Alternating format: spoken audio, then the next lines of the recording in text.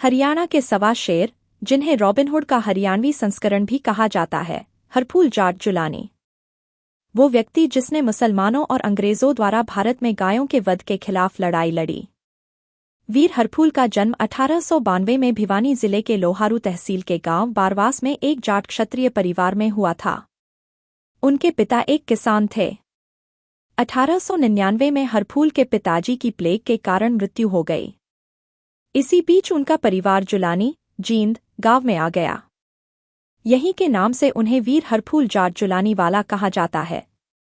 हरफूल की माताजी को उनके देवर रत्ना का लत्ता उड़ा दिया गया। हरफूल अपने मामा के यहाँ रहने चले गए।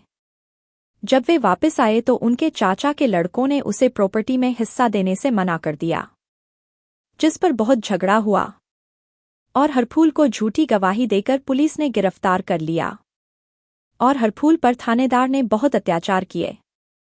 जेल से छूटने के बाद हरफूल सेना में भर्ती हो गए और 10 साल तक उन्होंने सेना में नौकरी की। उन्होंने प्रथम विश्वयुद्ध में भी भाग लिया। हरफूल ने उन सभी को मार दिया जिन्होंने उसको झूठे केस में फंसाया था। इसके बाद हरफूल ने गौरक्षा और गरीबों की सहायता में अपना जीवन समर्पित कर दिया। टोहाना में मुस्लिम रांगड़ों का एक गाय काटने का एक कसाई खाना था। वहां की 52 गांवों की नैन खाप ने इसका कई बार विरोध किया, कई बार हमला भी किया, जिसमें नैन खाप के कई नौजवान शहीद हुए व कुछ कसाई भी मारे गए, लेकिन सफलता हासिल नहीं हुई क्योंकि ब्रिटिश सरकार मुस्लिमों के साथ थी और खाप के पास हथियार भी नहीं थे। तब नैन खाप ने वीर हरफूल को बुलाया व अपनी समस्या सुनाई। हिंदू वीर हरफूल भी गौहत्या की बात सुनकर लाल पीले हो गए और फिर नैन खाप के लिए हथियारों का प्रबंध किया। हरफूल ने युक्ति बनाकर दिमाग से काम लिया। उन्होंने एक औरत का रूप धरकर कसाई खाने के मुस्लिम सैनिकों और कसाईयों का ध्यान बांट दिया। फिर नौजवान अंदर घुस गए। उसके बाद हरफूल ने ऐसी तबाही मचाई कि बड़े बड़े कसाई उनके नाम से ही कांपने लगे। उन्होंने कसाईयों पर कोई रहम नहीं खाया। सैकड़ों मुस्लिम रांगड़ों को मौत के घाट उतार दिया और गवों को मुक्त करवाया। अंग्रेजों के समय बूचड़खाने तोड़ने की यह प्रथम घटना थी। इस महान साहसिक कार्य के लिए नैन खाप ने उन्हें सवा शेर की उपाधि दी व पगड़ी भेंट की। उसके बाद तो हरफूल ने ऐसी कोई जगह नहीं छोड़ी जहां उन्हें पता चला कि कसाई खाना है, वहीं जाकर धावा बोल देते थे। उन्होंने जींद, नरवाना, गोहाना, रोहतक आदि में 17 गौहत्थे तोड़े। उनका नाम पूरे उत्तर भारत में फैल गया। कसाई उनके नाम से ही थर्राने लगे। उनके आने की खबर सुनकर ही कसाई सब छोड़कर भाग जाते थे। मुसलमान और अंग्रेजों का कसाईवाड़े का धंधा चौपट हो गया। जब हरफूल जाट घर से बाहर निकलते थे तो मुसलमानों को इतना डर लगता था कि वो सब कुछ छोड़कर वहां से भाग जाते थे, कहीं हरफूल उनको ना मार दे। और धीरे धीरे करके हरफूल ने हरियाणा में सभी बूचड़ खाने बंद करवा दिए। इसलिए अंग्रेज पुलिस उनके पीछे लग गई, मगर हरफूल कभी हाथ न आए। कोई अंग्रेजों को उनका पता बताने को तैयार नहीं हुआ। वीर हरफूल उस समय चलती फिरती कोर्ट के नाम से भी मशहूर थे।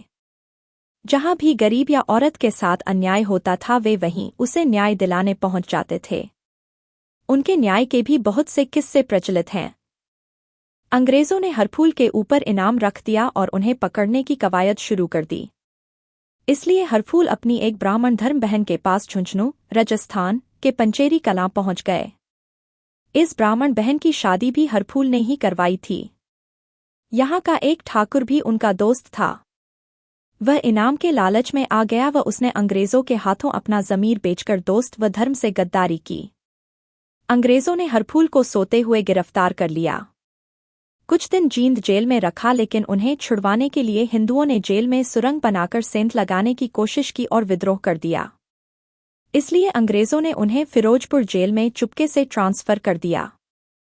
बाद में 27 जुलाई 1936 को चुपके से पंजाब की फिरोजपुर जेल में अंग्रेजों ने उन्हें रात को फांसी दे दी।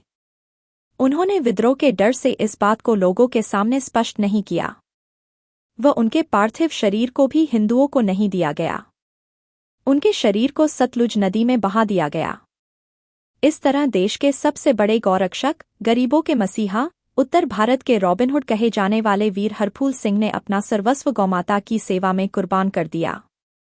मगर कितने शर्म की बात है कि बहुत कम लोग आज उनके बारे में जानते हैं। कई गौरक्षक संगठन भी उनको याद नहीं करते। गौशालाओं में भी गौमाता के इस लाल की मूर्तियां नहीं है।